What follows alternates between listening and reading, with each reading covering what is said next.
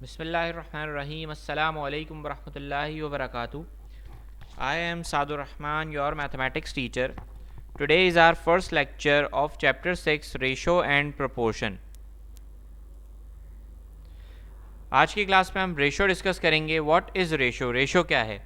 A ratio is a relation which one quantity bears to another quantity of the same kind with regards to their magnitude. Basically ratio एक comparison है दो same quantities के दरमियान.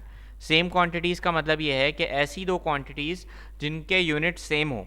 जैसे कि हम अगर किसी चीज़ का वेट मालूम कर रहे हैं, ठीक है, तो हम उसका वेट सेम यूनिट यानी उन दोनों क्वांटिटीज़ का वेट सेम यूनिट में होना चाहिए.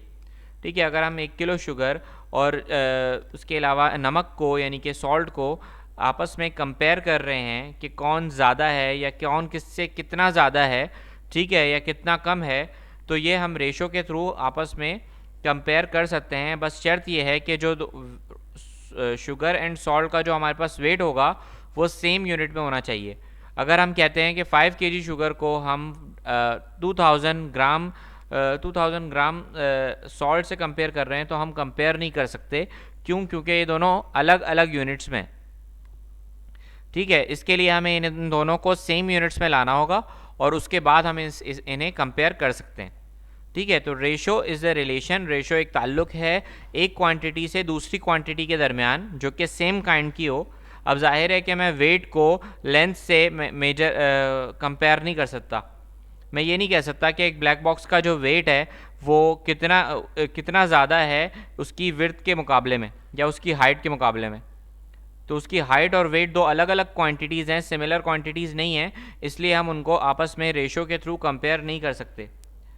For a ratio of, for example, for a ratio of 5:6, if the speed of the red car is 50 kilometers per hour and the speed of the black car is 60 kilometers per hour. 5:6 किसको क्या represent कर रहा है? 5:6 ये represent कर रहा है कि रेड कार की स्पीड 50 किलोमीटर पर आवर है, जबकि ब्लैक कार की जो स्पीड है वो क्या होगी? 60 किलोमीटर पर आवर होगी अगर रेड कार की स्पीड 50 किलोमीटर पर आवर है तो. ठीक है, ये एक कंपैरिजन के हिसाब से दिया हुआ है. अगर आप 50:60 को सॉल्व करेंगे तो दोनों आपस में 0 से 0 कैंसिल हो जाएगा और आपके पास आंसर आएगा 5:6. इसी तरह से अगर हम कहें कि एक कंप्यूटर है जिसकी प्राइस है 50,000, ठीक है, और एक मोबाइल फ़ोन है उसकी प्राइस है 10,000, तो वी कैन से दैट कि कंप्यूटर की प्राइस 5 टाइम्स ज़्यादा है मोबाइल की प्राइस से. यानी कि अगर एक कंप्यूटर की प्राइस के अंदर हमारे पास 5 फ़ोन आ जाएंगे. ठीक है, तो यहाँ पर हमने क्या किया है? रेशो के थ्रू दो सिमिलर क्वांटिटीज़ को कंपेयर किया है. ठीक है, दोनों के जो प्राइस लिखे हुए हैं वो रुपीज़ में लिखे हुए हैं, दैट मीन्स के यूनिट सेम है. ठीक है, और हमने दो सिमिलर क्वांटिटीज़ को आपस में कंपेयर किया है, तो यहाँ पर आप देख सकते हैं कि कंप्यूटर की प्राइस जो है वो 5 गुना ज़्यादा है मोबाइल फ़ोन के मुकाबले में. इसी तरह से यहाँ पर एक एग्जाम्पल है कि the height of the Burj Khalifa is approximately 800 metres. जो हाइट है बुर्ज खलीफा की वो है 800 मीटर्स, जबकि जो एम्पायर स्टेट बिल्डिंग है उसकी हाइट है 400 मीटर्स. ठीक है, these figures indicate the following. ये फिगर्स ये इंडिकेट करती हैं that the Burj Khalifa is 400 metres taller than the Empire State Building. ये फिगर्स ये रिप्रेजेंट कर रही हैं जिससे हमें एक रिज़ल्ट ये मिल रहा है कि बुर्ज खलीफा 400 मीटर ज़्यादा ऊंचा है एम्पायर स्टेट बिल्डिंग के मुकाबले में. ठीक है, अगर आप माइनस करके भी निकालेंगे, डिफरेंस निकालेंगे, तो 800 माइनस 400 का आंसर क्या आएगा? 400. दैट मीन्स 400 ज़्यादा टॉलर है बुर्ज खलीफा एम्पायर स्टेट बिल्डिंग से. ठीक है, दूसरा क्या इंडिकेट कर रहा है ये स्टेटमेंट हमें कि एम्पायर स्टेट बिल्डिंग जो है जो कि 400 मीटर की है वो half as tall as the Burj Khalifa in Dubai है. यानी कि जो बुर्ज खलीफा की जो हाइट है उसके मुकाबले में एम्पायर स्टेट की हाइट क्या है? आधी है, हाफ है. ठीक है, तीसरी बात ये बताई जा रही है कि बुर्ज खलीफा की जो हाइट है वो एम्पायर स्टेट बिल्डिंग के मुकाबले में, अगर मैं एम्पायर स्टेट बिल्डिंग से कंपेयर करूं तो डबल है. एम्पायर स्टेट बिल्डिंग की हाइट क्या है? 400 मीटर्स, जबकि बुर्ज खलीफा की क्या है? 800 मीटर्स. तो डैट मीन्स कि वो क्या है? डबल है. तो रेशो के अंदर हम इसे इस तरह कंपेयर कर सकते हैं कि 800 कैसे आया? 400 मल्टीप्लाई बाय 200. इसका मतलब ये है कि 400 किसकी हाइट थी? एम्पायर स्टेट बिल्डिंग की हाइट थी। ठीक है, तो 400 को जब हमने 2 से मल्टीप्लाई किया तो हमारे पास किसकी हाइट आ गई, एम्पायर स्टेट बुर्ज खलीफा की हाइट आ गई। ठीक है, तो यहाँ पर हम ये भी कह सकते हैं कि the Empire State Building is 50% as tall as the Burj Khalifa. ठीक है, यानी कि हमें बुर्ज खलीफा जो है वो 50% ज़्यादा एम्पायर स्टेट बिल्डिंग के मुकाबले में ज़्यादा लंबा है, 50% ज़्यादा लंबा है। ठीक है, या फिर एम्पायर स्टेट जो है वो 50% है बुर्ज खलीफा बिल्डिंग का, यानी कि बुर्ज खलीफा बिल्डिंग की जो हाइट है उसका 50% है। ठीक है, height of the Empire building State is ratio height of the Burj Khalifa 1:2। ठीक है, देखें सबसे पहले हमें क्या पूछा गया है, height of the Empire State Building. तो अगर हमें पहले एम्पायर स्टेट की बिल्डिंग दी हुई है तो हम पहले उसका रेशो लिखेंगे। ठीक है, और बाद में हमें बुर्ज खलीफा का के बारे में बताया गया है रेशो के बाद, यानी कि रेशो के बाद पहले एम्पायर स्टेट का जिक्र है और बाद में बुर्ज खलीफा का जिक्र है। सो दैट मीन्स कि हम पहले एम्पायर स्टेट का रेशो लिखेंगे और बाद में हम बुर्ज खलीफा का रेशो लिखेंगे। यह आंसर कैसे आया कि अगर आप कंपेयर करें 800 बुर्ज खलीफा एम्पायर स्टेट की बिल्डिंग हाइट क्या है 400, तो मैंने यहाँ लिख दिया 400। ठीक है, और रेशो ऑफ हाइट ऑफ बुर्ज खलीफा क्या है 800। तो जब हम इन्हें आपस में सॉल्व करेंगे तो देखें ये बिल्कुल ऐसा है जैसे कि मैं लिख दूं 400/800। तो आप इसको कैसे सॉल्व करेंगे, आपस में क्रॉस कैंसिल करेंगे ना। 400/800 जो है वो बिल्कुल ऐसा है कि जैसे मैंने 400/800 लिख दिया हो। ठीक है, उसे मैं फ्रैक्शन में लिख सकता हूँ।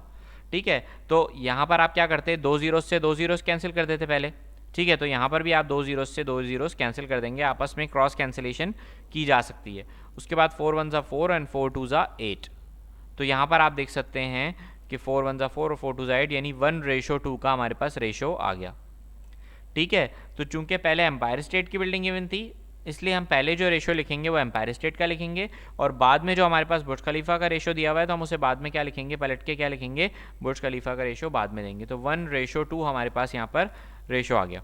इसी तरह से जो नेक्स्ट थर्ड पार्ट है इसके अंदर वो कह रहे हैं कि height of the Burj Khalifa. अब height of the Burj Khalifa पहले जिक्र किया गया है और height of the Empire State Building का जिक्र बाद में किया गया है, इसलिए अब रेशो 1:2 से 2:1 हो गया है। तो याद रहे कि 1:2 और 2:1 बराबर नहीं होते। क्यों नहीं बराबर होते, बिल्कुल वैसे ही जैसे कि 1/2 और 2/1 आपस में बराबर नहीं होते, बिल्कुल उसी तरह से 1:2 और 2:1 भी आपस में बराबर नहीं होंगे। ठीक है, तो रेशो लिखने का तरीका ये है कि जिस क्वांटिटी को पहले डिफाइन किया गया है उसका रेशो आप पहले लिखेंगे और जिस क्वांटिटी को बाद में लिखा जा रहा है उसका रेशो आप बाद में लिखेंगे। ठीक है, क्लियर हो गई बात। इसके बाद आ जाता है comparing ratio of common terms, कि अगर मैं कॉमन टर्म्स को आपस में डिस्क्राइब कर रहा हूँ या कॉमन टर्म्स को आपस में कंपेयर कर रहा हूँ तो उनका रेशो निकाला जा सकता है। जैसे कि यहाँ पर लिखा हुआ है कि 2 बॉक्सेस हैं जिसके अंदर पहले का वेट है 3 kg और दूसरे का वेट है 4 kg। तो जब पहले का वेट पहले दिया हुआ है ना, वेट 3 kg पहले दिया हुआ है और 4 kg वेट बाद में दिया हुआ है, तो हम कैसे कंपेयर करेंगे, हम वेट कंपेयर कर सकते हैं 3:4।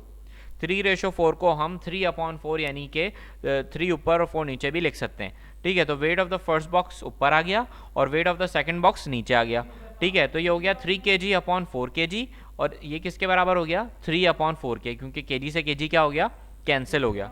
ठीक है, तो यहाँ पर आपने क्या सीखा कि रेशो के अंदर हम रेशो के अंदर हम 2 क्वांटिटीज़ को तभी कंपेयर कर सकते हैं जब वो दोनों सेम यूनिट में हो, जैसे कि दोनों वेट जो थे हमारे पास kg में थे। ठीक है, लेकिन अगर दोनों वेट सेम यूनिट में नहीं होंगे तो फिर हम उसको आपस में कंपेयर नहीं कर सकते, उसके लिए पहले हमें उन्हें आपस में सेम यूनिट में लेकर आना होगा। ठीक है, इसके बाद हमें ये भी बात पता लगी कि जो सेम यूनिट है उसके अंदर हम सेम यूनिट को न्यूमरेटर और डिनोमिनेटर में जो kg लिखा हुआ है उसे हम इग्नोर कर देंगे। रेशो के अंदर हम वेट नहीं लिखते, रेशो के अंदर कोई यूनिट नहीं होता, रेशो हैज़ नो यूनिट, ये रेशो के अंदर कोई यूनिट नहीं होता। ठीक है, इसीलिए हमने 3 kg एंड 4 kg का जो रेशो लिखा था उसे हमने 3/4 हमारा आंसर इसलिए आया था, kg से kg हमने कैंसिल कर दिया था। ठीक है, तो रेशो हमारा आ गया 3:4। ठीक है, यानी कि 3 रेशो का निशान यानी कि कॉलन और 4। ठीक है, तो यहाँ पर रेशो के अंदर कोई यूनिट नहीं होता, हाँ सेम यूनिट में होना ज़रूरी है, लेकिन फिर रेशो यूनिट से यूनिट कैंसिल हो जाता है, इसलिए हम रेशो में यूनिट नहीं लिखते क्योंकि रेशो के अंदर यूनिट का कोई कंपैरिजन नहीं होता। ठीक है, The ratio of two similar quantities can be defined, but the ratio of two dissimilar quantities is meaningless. दो सिमिलर क्वांटिटीज़ को कंपेयर करना तो हमारे लिए पॉसिबल है। तो हम दो सिमिलर क्वांटिटीज़ को तो हम कंपेयर करके उसका रेशो बता सकते हैं, उससे उसके रेशो से हम एक रिजल्ट भी निकाल सकते हैं, ठीक है। लेकिन अगर हम दो डिसिमिलर क्वांटिटीज़ को कंपेयर कर रहे हैं तो फिर वो उन दोनों से हम कोई रिजल्ट नहीं निकाल सकते, ये बिल्कुल मीनिंगलेस बात है, ठीक है। उन दोनों को हम आपस में कंपेयर नहीं कर सकते। For example, one can not compare the weight of one box. हम किसी एक बॉक्स का वेट, अगर किसी बॉक्स के वेट को उसकी लेंथ या उसके हाइट से कंपेयर नहीं कर सकते, या दूसरे की हाइट या लेंथ से कंपेयर नहीं कर सकते। मतलब हमारे पास दो बॉक्सेस हैं, एक का मैं आपको वेट बताऊं और दूसरे की मैं आपको दूसरे का मैं कहूं कि इस बताएं इसका वेट इतना है, तो बताएं इसकी लेंथ कितनी होगी। अगर मैं कहूँ कि एक बॉक्स में मैं आपको बताऊँ कि एक बॉक्स है जिसका वेट है 5 kg, तो मैं आपसे पूछूँ जो एक बॉक्स 5 kg का, बताएं कि उसकी हाइट और हाइट या उसकी लेंथ कितनी होगी, तो आप बता सकते हैं? आप नहीं बता सकते, ठीक है। तो if the quantities to be compared are in different units, अगर दो डिफरेंट यूनिट्स वाली क्वांटिटीज़ को कंपेयर करना पड़ जाए, कि जिसके अंदर आपके पास सेम यूनिट तो दिया हुआ है, कि आपके पास वेट ही दिया हुआ हो, कि किलोग्राम में आपके पास एक वेट आपके पास किलोग्राम में दिया हुआ है और एक वेट आपके पास ग्राम में दिया हुआ है, या एक लेंथ आपके पास सेंटीमीटर में दिया हुआ है, एक लेंथ आपके पास मीटर्स में दी हुई है। तो एक दो सिमिलर क्वांटिटीज़ के दरमियान में कंपैरिजन हो, बट उनका यूनिट अगर उनके यूनिट्स डिफरेंट हो, तो उस सूरत में आप क्या करेंगे, उस सूरत में आप उन्हें पहले सेम यूनिट में एक्सप्रेस करेंगे, देन आप उनके दरमियान रेशो मालूम कर सकते हैं, ठीक है। तो आप उन्हें रेशो में एक्सप्रेस नहीं कर सकते जब तक कि आप उनको सेम यूनिट में कन्वर्ट ना कर दें, ठीक है। अब आ जाती है हमारी एक्सरसाइज 6A। 6A में हमें रेशो मालूम करना है और नंबर हमारे पास दिया हुआ है 13 एंड 39। तो सबसे पहले मैंने 13 एंड 39 को 13 रेशो 39 के अंदर लिख लिया। याद रहे कि 13 रेशो 39 को मैं 39 रेशो 31 नहीं लिख सकता, 13 नहीं लिख सकता।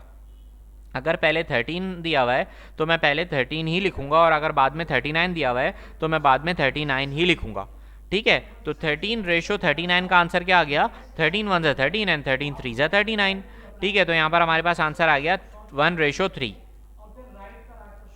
ठीक है। 13 वन ज़ा 13 एंड 13 थ्री ज़ा 39, तो हमारे पास ये आंसर आ गया। इसी तरह से 42 रेशो 63 दिया हुआ है, तो मैंने यहाँ लिख लिया 42 रेशो 63। इसके बाद मैंने यहाँ 2 से सॉल्व किया, 2 वन ज़ा 2, 2 फोर ज़ा 8, यानी 2 14 ज़ा 42, ठीक है। इसके बाद आ गया 2 2 ज़ा 4 और 2 वन ज़ा 3 से मैंने इसको सॉल्व किया है, 3 वन ज़ा 3 एंड 3 फोर ज़ा 12 और 3 2 ज़ा 6 और 3 वन ज़ा 3, तो यहाँ पर हमारे पास 14 रेशो 21 आ गया। इसके बाद मैंने इसको 7 के टेबल से सॉल्व किया है, ठीक है।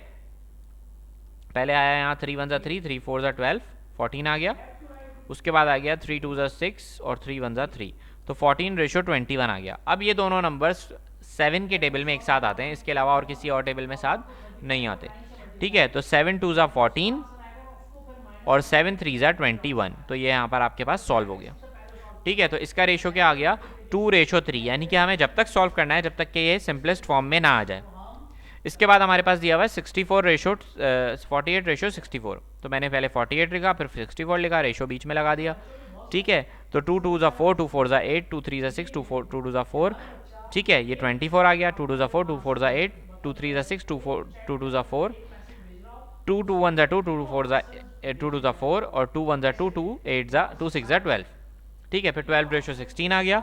इसके बाद 2 6 ज़ा 12 और 2 8 ज़ा 16 आ गया, ठीक है। उसके बाद 2 3 ज़ा 6 और 2 4 ज़ा 8 आ गया। अब 3 रेशो 4 आपस में सॉल्व नहीं हो सकते, इसलिए यहाँ पर आपका आंसर यही है, ठीक है। एक और बार समझा देता हूँ। 2 1 ज़ा 2, 48 है, तो 2 2 ज़ा 4 और 2 4 ज़ा 8, ठीक है। उसके बाद आ गया आपके पास 2 3 ज़ा 6 और 2 2 ज़ा 4।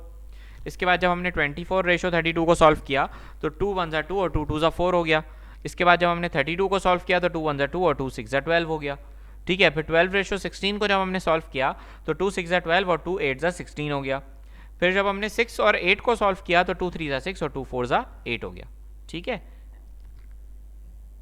इसके बाद हमारे पास पार्ट 4 है, जिसके अंदर हमारे पास एक डेसिमल नंबर है और एक होल नंबर है, 6.4 एंड 8। तो 6.4 रेशो 8 लिखा, ठीक है। जब पॉइंट एक बार आगे जाएगा, अब एक डेसिमल और एक होल नंबर को आपस में कंपेयर करना मुश्किल है, ठीक है। तो इसलिए मैंने क्या किया, मैंने बोथ साइड पर 10 से मल्टीप्लाई करवा दिया। क्यों? 10 से बोथ साइड पर मल्टीप्लाई करवाने से फ़ायदा ये हुआ कि 10 जब 6.4 से मल्टीप्लाई हुआ तो एक पॉइंट आगे चला गया, ठीक है, और ये बन गया 64। और जो काम मैंने लेफ्ट साइड पे किया है वही काम मुझे राइट साइड पे भी करना होगा, ठीक है। सो दैट मीन्स कि यहाँ पर मैंने 8 को भी 10 से मल्टीप्लाई कर दिया, तो ये क्या बन गया 80। 6.4 को 10 से मल्टीप्लाई किया वो बन गया 64, और जब 8 को 10 से मल्टीप्लाई किया तो वो बन गया 80। अब मैं 64 रेशो 80 को आपस में कंपेयर कर सकता हूँ और उनके दरमियान रेशो मालूम कर सकता हूँ। तो मैंने 8 का टेबल पढ़ा, 8 8 ज़ा 64 एंड 8 10 ज़ा 80, ठीक है। फिर मैंने 2 से सॉल्व करा, 2 2 ज़ा 4, सॉरी 2 4 ज़ा 8 और 2 5 ज़ा 10। अब 4 रेशो 5 आपस में सॉल्व नहीं हो सकते, इसलिए यही आंसर है, ठीक है। इसके बाद आपके पास आ गया 36 किलोग्राम एंड 80 किलोग्राम। तो 36 किलोग्राम और 80 किलोग्राम दोनों सेम यूनिट्स में। सो मैंने रेशो के अंदर यूनिट्स नहीं लिखे, क्योंकि मैंने आपको बताया था कि रेशो हैज़ नो यूनिट, ठीक है। तो रेशो जब मैंने इसको लिखा है तो मैंने यूनिट नहीं लिखे, ठीक है। तो 36 रेशो 80 लिख लिया, 2 के टेबल से सॉल्व किया, 2 18 ज़ा 36, 2 40 ज़ा 80, 2 9 ज़ा 18 और 2 20 ज़ा 40, ठीक है। तो 9 रेशो 20 हमारे पास आंसर आ गया। इससे जाहिद ये सॉल्व नहीं हो सकता, एक टेबल में ये दोनों नहीं आते इसके बाद 9 और 20, इसलिए मैंने इसको यहीं पर छोड़ दिया और यही हमारा रेशो है, ठीक है। इसके बाद आ जाता है 27 रुपीज़ एंड 63 रुपीज़। तो जब मैंने 63 और दोनों रुपीज़ में गिवन थे, दोनों सेम यूनिट में गिवन थे, इसलिए मैंने यहाँ पर क्या लिखा 27 रेशो 63 लिख लिया। फिर से मैंने यूनिट क्यों नहीं लिखा, क्योंकि रेशो के अंदर यूनिट नहीं होते, ठीक है। तो 9 3 ज़ा 27 और 9 सॉरी यहाँ पर मैंने थोड़ी सी मिस्टेक कर दी है, ठीक है, क्योंकि मैंने एक को 3 से सॉल्व कर दिया है और एक को मैंने 9 से सॉल्व कर दिया है, ठीक है। तो यहाँ पर आएगा 2 9 ज़ा 18, 2 2 ज़ा 4 और 2 1 ज़ा 2, यानी कि 9 रेशो 21। इसको मैं पहले करेक्ट कर लेता हूँ, फिर मैं आपको समझाता हूँ, ठीक है।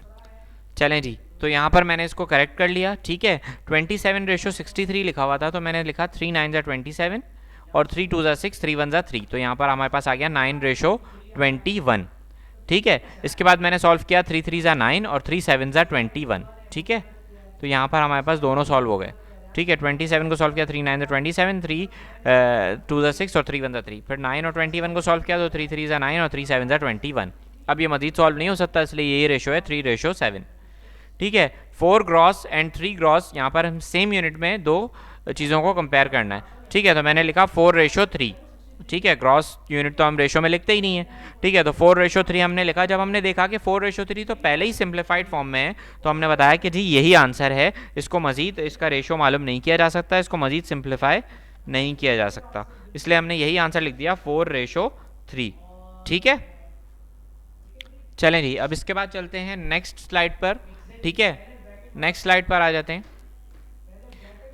पार्ट 8 है 60 centimetres and 30 centimetres and 3 metres. अब देखें यहाँ पर दो क्वांटिटीज़ को हमें कंपेयर करना है। माना कि दोनों क्वांटिटीज़ सिमिलर हैं, लेंथ ही हैं, दोनों के अंदर आपके पास लेंथ या हाइट ही दी हुई है, ठीक है। लेकिन दोनों क्वांटिटीज़ के जो यूनिट्स हैं वो डिफरेंट हैं, ठीक है। तो सबसे पहले हमें ये दोनों डिफरेंट यूनिट्स को सेम यूनिट में लाना होगा, ठीक है। कन्वर्जन तो हमने वॉल्यूम के चैप्टर में सीखी थी, आपको याद होगा, ठीक है।